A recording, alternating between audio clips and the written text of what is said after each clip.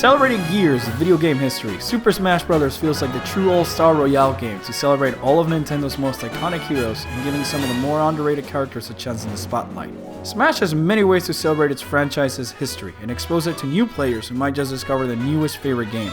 For many players, Super Smash Bros. Was the first introduction to one of Nintendo's most popular characters, Samus Aran. While Smash isn't exactly reflecting how a Metroid game plays out, it makes sure to give newcomers to the franchise enough information to learn all about its series and get an idea of what to expect. The Metroid franchise, as of the newest installment, has been represented by two characters, well, one really, but today we're talking about its main protagonist, Samus, and by simply choosing the character, we can learn a lot about her.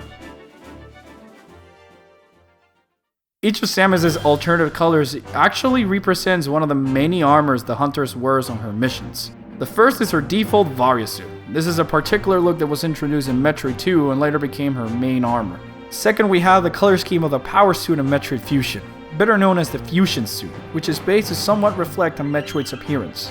Thirdly comes the original Varia Suit from Metroid on the NES. This suit is usually confused with Samus's Gravity Suit color from Super Metroid, but considering the more pinkish hue and the blue visor, this armor is paying homage to the original Varia Suit color in the original game, before its redesign on Metroid 2.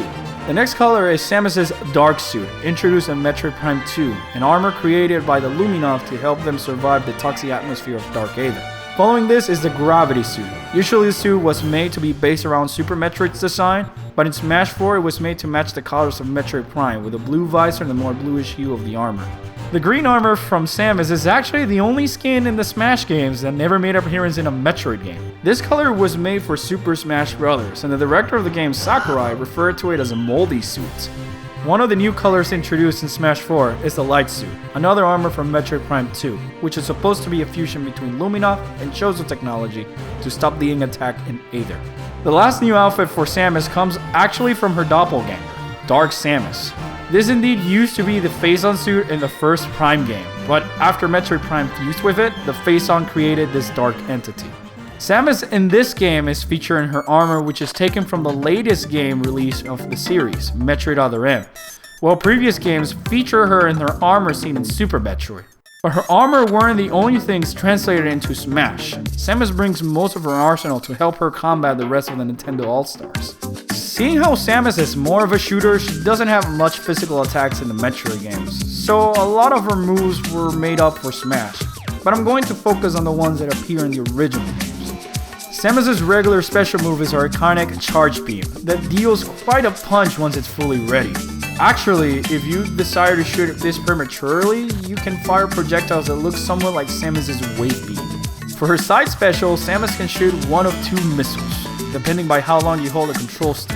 Holding the stick will make Samus shoot a super missile that travels at a great speed and deals a lot of damage. These were introduced in the originally named Super Metroid and just looked like them in previous Smash.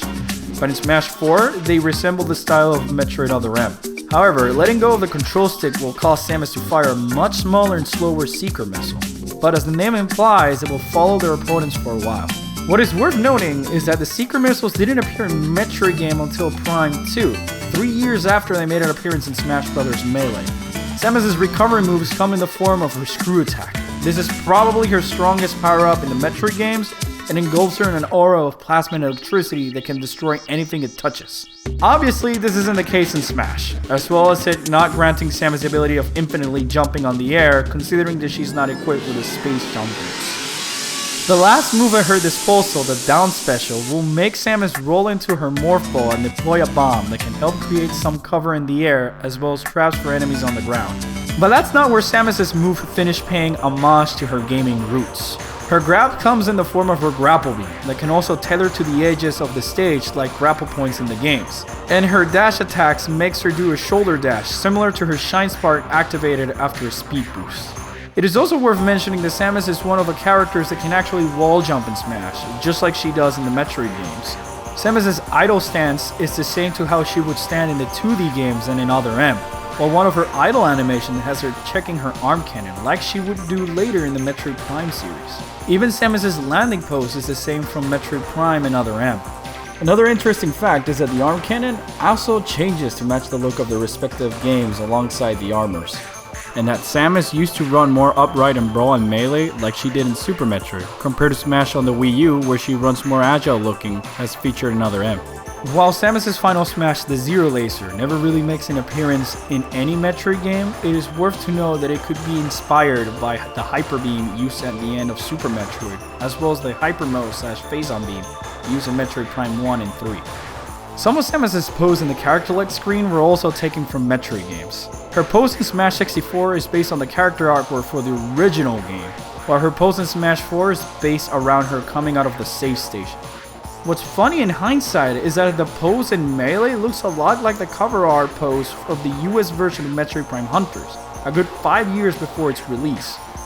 Finally, in Smash 64 and Melee, Samus' taunt is taken from one of her poses on Super Metroid's arc, which is also one of her victory poses and also featured on Metroid Zero Mission. Another one of her victory poses will have Samus shoot some projectiles before finishing in the same pose that she's seen on the cover from Metroid 2 Return of Samus. Her victory fanfare is the same one that plays whenever you collect an item in the Metroid games. The winner is Samus.